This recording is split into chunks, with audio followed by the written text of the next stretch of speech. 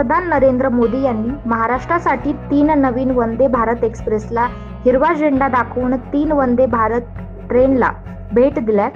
सध्या छत्रपती शिवाजी महाराज टर्मिनस येथून शिर्डी, सोलापूर, मडगाव, जालना, नागपूर, बिलासपूर, इंदोर, गांधीनगर, अहमदाबाद अशा 8 वंदे भारत एक्सप्रेस धावतात.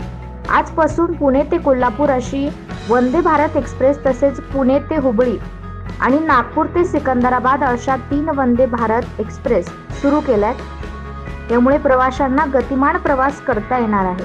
राज्यातील प्रवाशांची मागणी महायुती सरकारने पूर्ण केली.